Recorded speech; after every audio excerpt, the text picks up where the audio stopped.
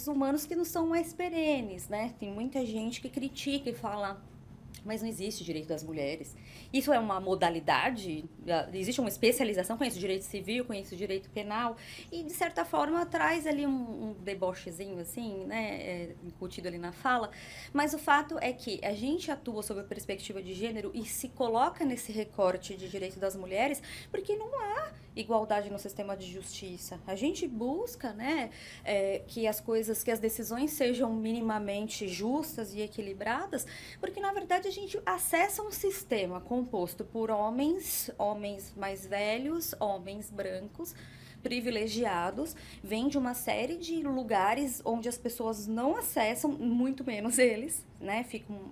É uma crítica, na verdade, a gente vem tentando modificar esse cenário, porque são essas pessoas que estão decidindo os direitos das pessoas.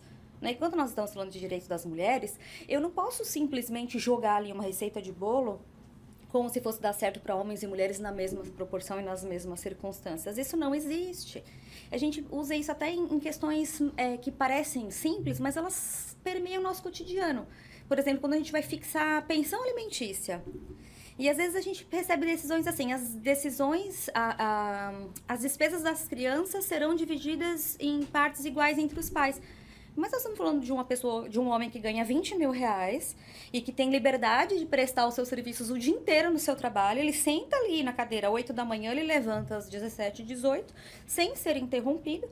E aquela mulher está lá, trabalhando muito, ganhando pouco, muitas vezes fora do mercado de trabalho porque não consegue se reinserir nessa estrutura, porque patrão não aceita, mãe que sai para levar na escola, mãe que sai para atender criança doente, mãe que precisa dar banho, mãe que precisa organizar a vida da criança, não entende essa dinâmica, e aí eu coloco para dividir essa mulher que está trabalhando às vezes só meio período porque não consegue se ausentar de casa, ou que está trabalhando enlouquecidamente e não ganha nem metade do que o cara ganha, e eu ponho para dividir despesa no meio a meio.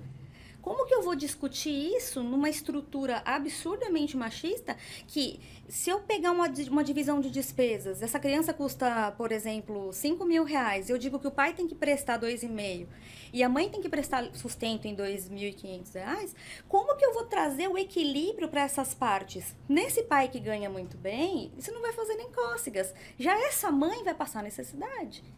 Então, parecem discussões pequenas, mas elas permeiam o nosso dia a dia, porque diz respeito ao sustento, invisibilidade, trabalho que a mãe presta sem que seja devidamente reconhecido.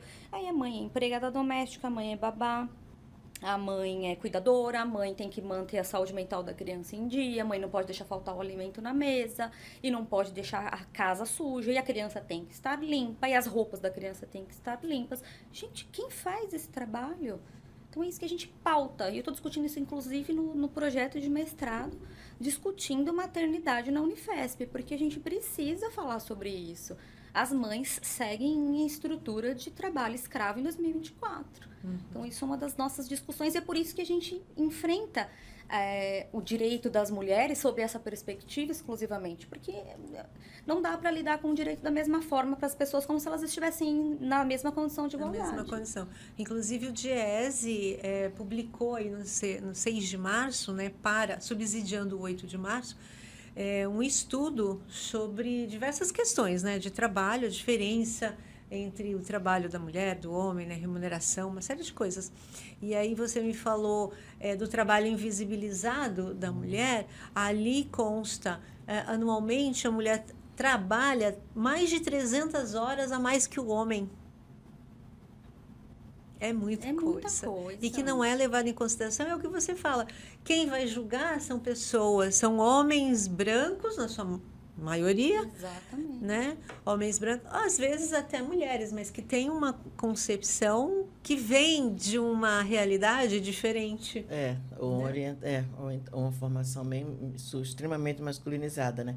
Eu fico pensando que não é à toa que, acho que na década de 80, o movimento feminista identificou que os direitos humanos não são humanos de todo mundo. Então uma solicitação para direitos humanos das mulheres, precisando de colocar mulheres para dizer, se você pede para desenhar, desenhe um rosto de humanos, é um rosto masculino. Então, direitos humanos não significa que está incluindo a mulher, né?